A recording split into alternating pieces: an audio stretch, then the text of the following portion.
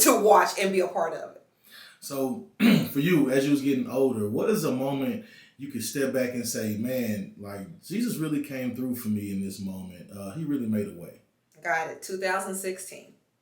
So I went on a cruise in April 2016, bad marriage. And, it was a way that I stepped out of that situation, being alone by myself, to really gather my thoughts. On that cruise, I decided I'm tired of this marriage, tired of being unhappy, and I made the decision to leave. Prior to that, we was trying to get houses, cars, and our name together. Nothing ever went through. So when I left him in 2016, we made our mind up. Our lease was up on the apartment in November, and I said, hey, let's go our separate ways. To be ready for that, I signed applications for different rental properties saying, hey, this is what's going on in my situation. I need to leave by the end of the month. I just need to be approved for a rental property. The lady told me fill out the application. It takes 24 to 48 hours. Before I submitted that application, I said, God, if this is what I need to do, see it forth. 2 hours later, approved. So that's how I know, keeping my focus on him, praying, being specific. That's when I knew he delivered. You know what? You just said something a lot of people would be, I guess, curious or up and down on. You said you prayed about what you should do next. But in that, you were also like saying, man, I'm just tired of this marriage. I'm done with this. Some people would say, even in that feeling, you're supposed to stay. But what would be your advice to somebody who's in a similar situation and says, I don't know what to do. Should I stay? Should I go? I know God really he don't like divorce, but at the same time, like, I can't handle this anymore. What would you tell somebody in that situation? Prayer without works is dead. So a lot of times that you got to be able to know when it's God speaking to you and when it's somebody else speaking to you. God is not going to lead you in a direction that's for destruction. Anything else that's taking place, it's not going to flow like it's supposed to. So when it's God-led, everything just goes in steps like it's supposed to. When it's just you acting on your own, things just fall apart and you're trying to pick those pieces up where, okay, let me put it back here, let me put it back there. So that's how you would know. And do you have moments where you could identify and say, man, this is not right. Some things are falling apart. Everything's falling apart. Yes. Yes, I had those moments. And how I know, because nothing went in the direction it was supposed to. Prime example, my second marriage. I did it because my boys see me.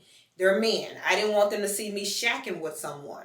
So we lived together for almost 10 years, and I didn't feel right being active in a church. So, hey, we need to get married. So God gave me 3 signs that I was not supposed to marry this man. First sign was his brother passed away a week before the wedding. We ended up having a funeral on the day that I was supposed to be married. You know what that told me? My marriage was already dead. The second thing was he was going to go pick up the wedding cake, I designed this cake and all this stuff. He left it in the car. So when he brings it in to the church, I look at it, excited to see what I created. Guess what? 2 layers fell off. My marriage was already failed. Number 3, my granddaughter was the flower girl. She was going down the aisle. And the flower girl is the last person that goes down the aisle before the bride comes in, right? My granddaughter stopped in the middle of the aisle and she turned around and looked at those doors. And to me, I think she was saying, Mama, do you really want to do this? Those were 3 signs that I shouldn't have married that man. So again, in that type of situation, like, what's forcing you to go ahead and go through? Because that's where you're acting on you versus doing what God wants you to do. So from there, I took it upon myself to say, I want to be a better example for my boys. But I was not. So I did not listen to what God wanted me to do. So many times God told me to leave. And I kept on pulling them back in, pulling them back in. We separate, pulling them back in, pulling them back in. Oh, marriage is going to make this thing work. No. So in that struggle, what are you doing to hear God's voice? Because I talk to a lot of people and that is their main problem that they have. They're like, Derek, I'm praying, but I don't hear nothing. How are you discerning God's voice in those moments? Number 1, like I was saying, anything that you pray about and he opened that door for you, it's going to be simple where you can walk straight through. How do I know his voice? Because it's soft, it's smooth, it's not a lot of chatter, it's not no negativity behind whatever it is or whatever move that you're trying to make. Whenever you're hearing God's voice, it's calming. You know, you're not even really second guessing, who is this person talking to me? I mean, you got to feel it, and it's from there. You just got to know. You just got to know what discernment is to know that it's him, and with that is that's where you build your relationship with God. Because the closer the relationship that you have with God, you will be able to hear His voice most clear, and all that negativity chatter will be pushed out the way.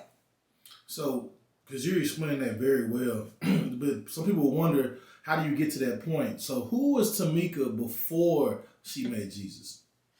Tomika was lost, and you know, I prayed, I read the Bible, but I prayed and just read the Bible. I didn't really take in my prayer. You know, I did it because that's what you're supposed to do.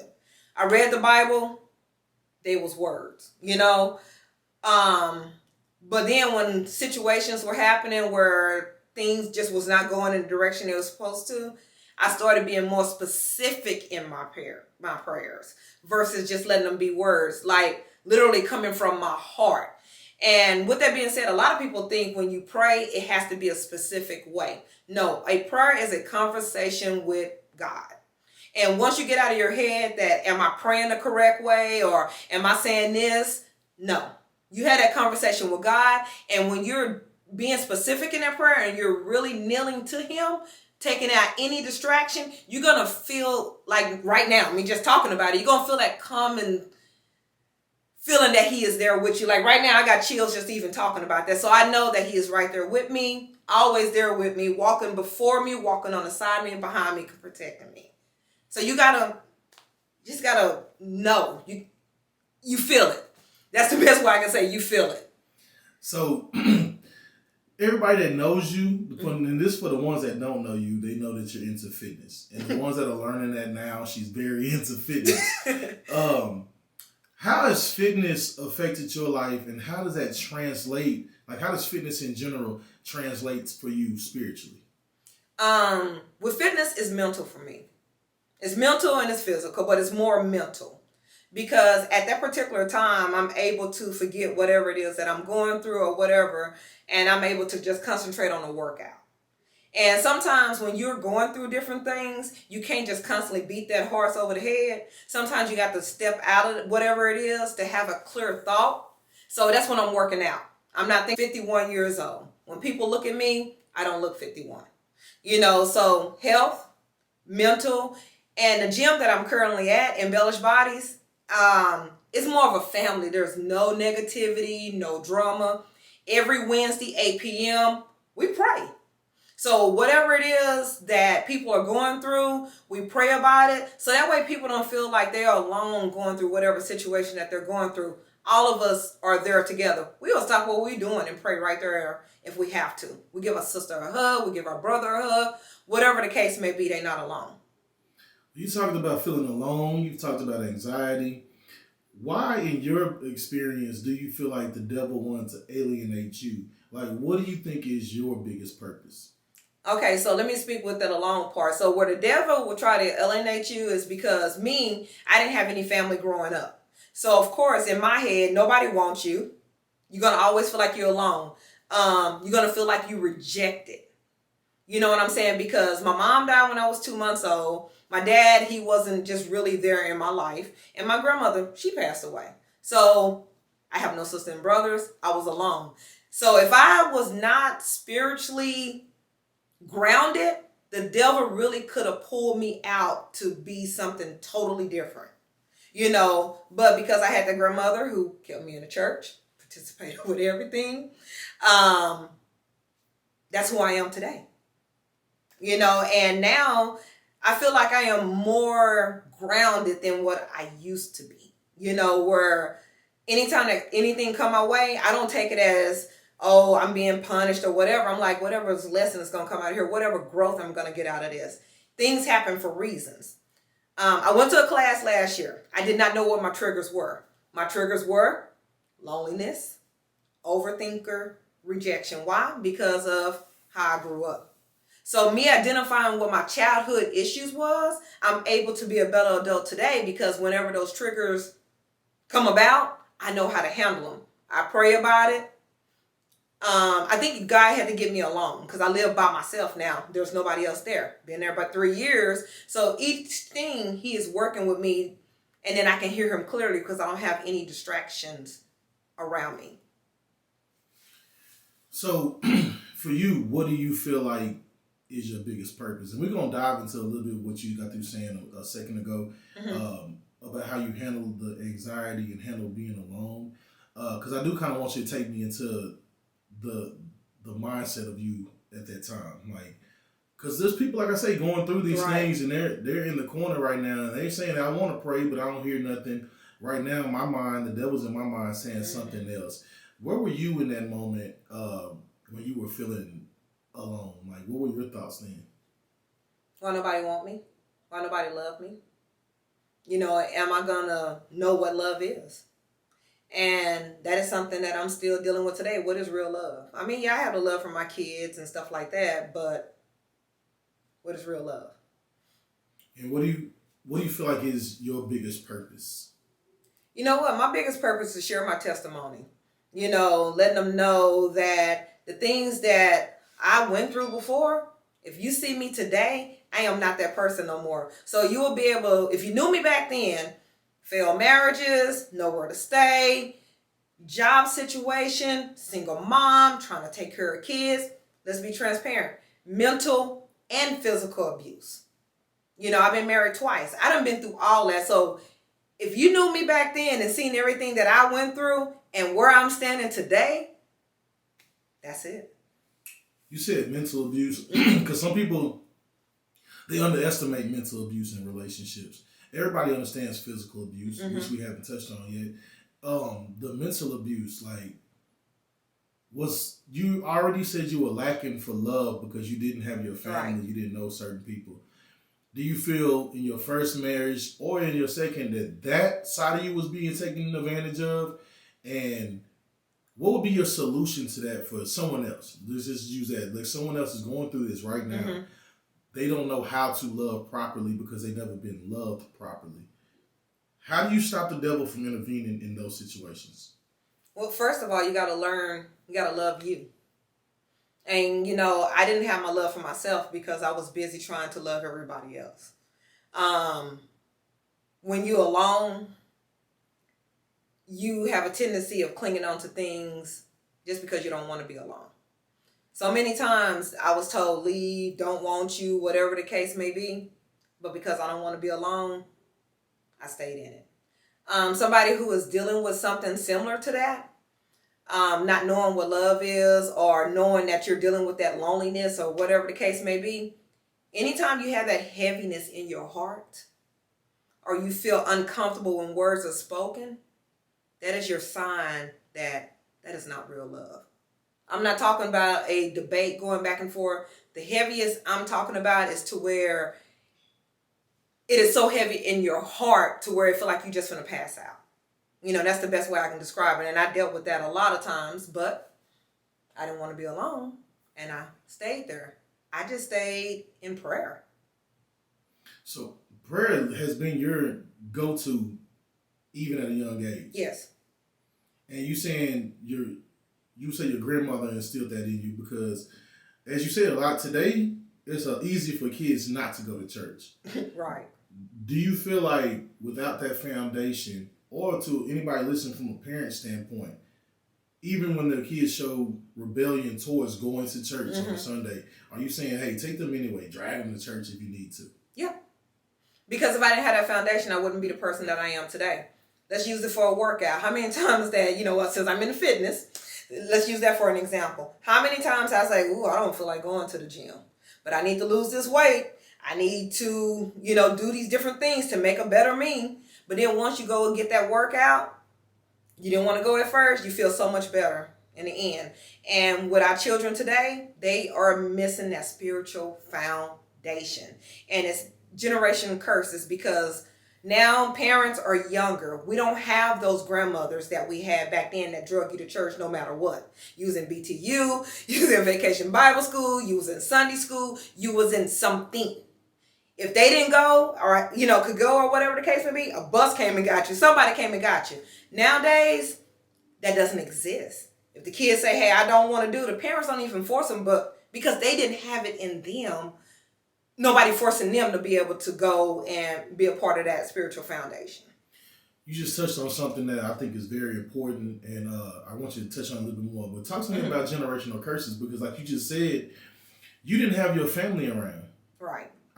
Like you told me earlier, like you just now going to go kind of meet certain members of the family and get in touch with people. Like, how did that not only affect you? I know you said like, man, I didn't understand what love was, but that also can create a generational curse. Right. Because now you haven't taught me the things I need to know to help raise my daughter, help raise my son, whatever the situation may be.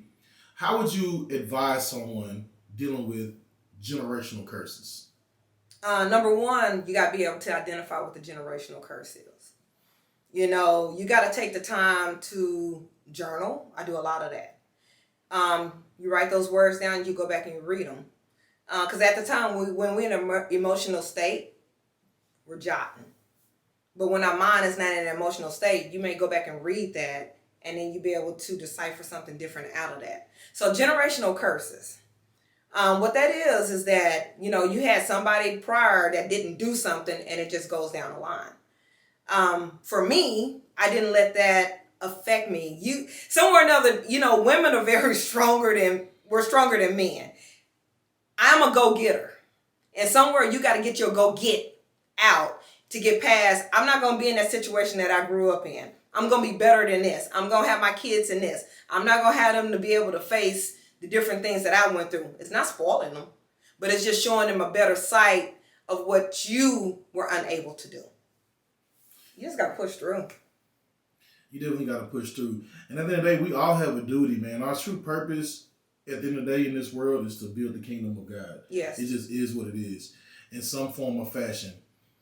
You just said a while ago, man, you think one of your biggest purposes is to tell your testimony. Are you like, how would you say you're building on a daily basis, a weekly basis, whatever situation may be? Daily. Because a lot of people, and I tell a lot of my guests, man, a lot of people don't know your testimony. Mm-hmm. A lot of people don't know exactly what you've been through because a lot of people need to hear it. Right. A lot of people are struggling in those very same areas right now. What would you say? And I guess you could take fitness because it helps you learn how to coach. It tells you how to shows you how to be around people and have to deal with intimate relationships. And I love hearing you say, man, sometimes we just stop and pray. Mm-hmm. Like, because that's bigger than fitness at the end of the day. Right. For your purpose in your life, how often or have you or will you, whatever, continue to share your testimony and continue to build his kingdom? Yes.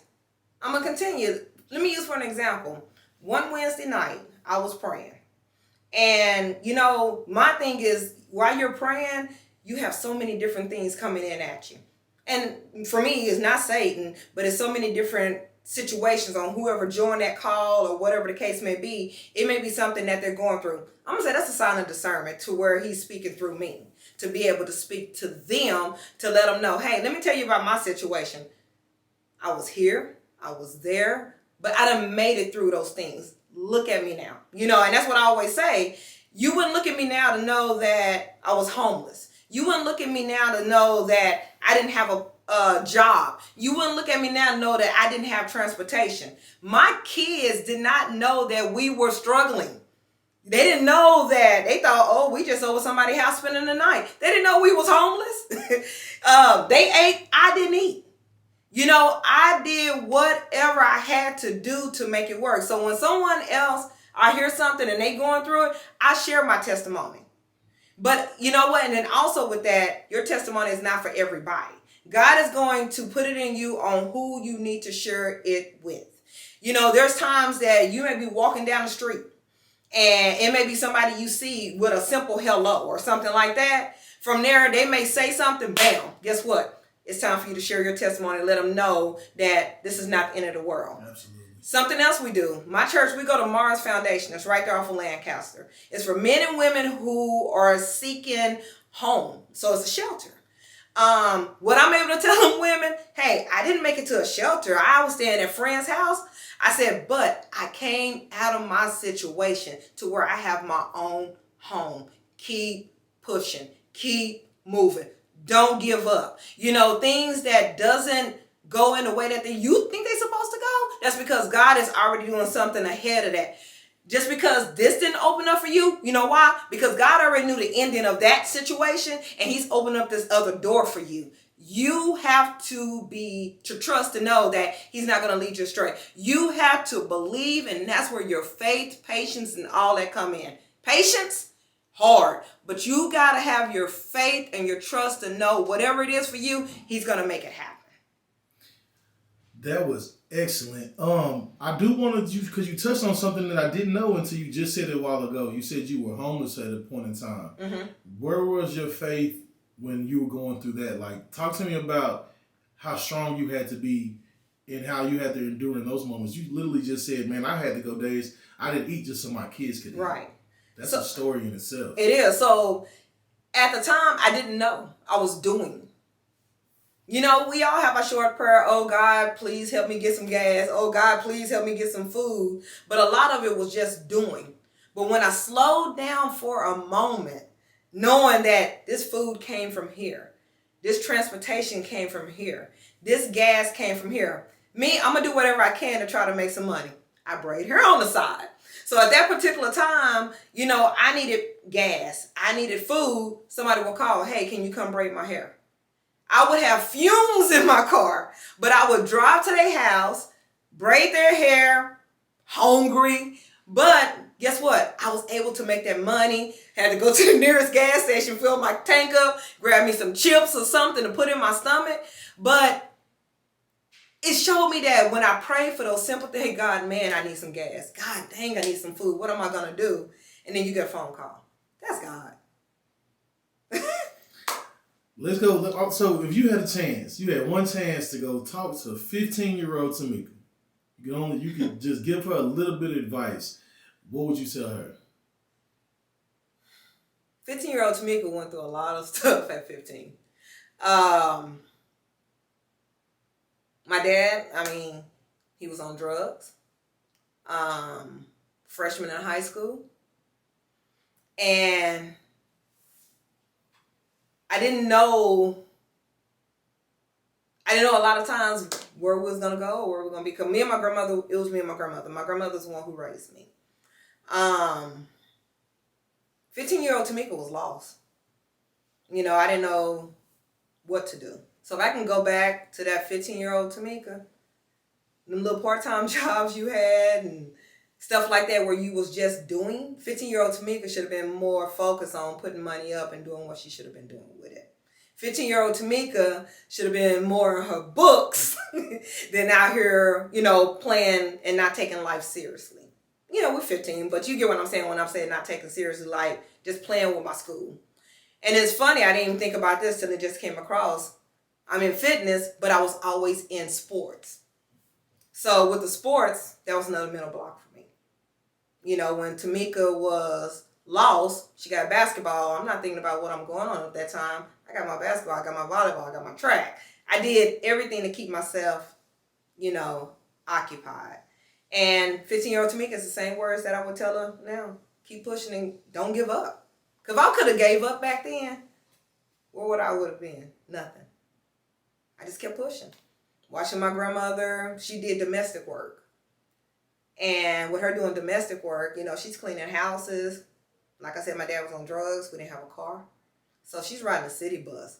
To have that example in front of me, it made me the person that I am. But 15-year-old Tomika didn't see that back then. What did she see? What did I see back then? Mm-hmm. Oh, that's my grandmama. She gonna make it happen. You know, oh, that's my grandmama. I know, hey, if I don't get it, it's okay. You know, I didn't really see it. I think about some of the things, you know, back then that I wish that I could say to her today. I'm glad you just said that because I didn't know. So I was, but my next question was literally, you had a chance to say any kind of appreciation or just if you had that one last conversation with her, what would you tell her if you knew today what you know now? Something so simple. I love you and appreciate you. Like I said, my mom died when I was 2 months old. My grandmother raised me. That's my dad's mom. And she treated me like I was her own, like she birthed me. I didn't know she was my grandmother until elementary. I thought that was my mama because that's who was there, you know. And how I figured out she was my grandmother when she enrolled me in school and said she was my grandmother, my legal guardian. So you imagine a kindergarten sitting there and you hear this like, you my grandmama? I thought she was my mama, you know. But man, watching her, just simple words, I love her. And when I had something going on, just to hear her say, she couldn't make it. But man, she would sit there and be like, man, you be out there doing it. How she know I be out there doing it? You know, man, I can see you on that track running and you just going and going and going. But she was never there. And, you know, she wasn't there because she didn't want to be there. I mean, she couldn't be there, you know. I just, you know, as a kid, I remember I had this award ceremony at Farrington Field. And it was for a little picture I painted. She came, could barely walk. She brought her chair, sat on her Sunday best. We outside. And, you know, I didn't go over there where she was. This is 15-year-old Tomika around that time, too. I didn't go over there where she was. I saw her and I'm like, I waved.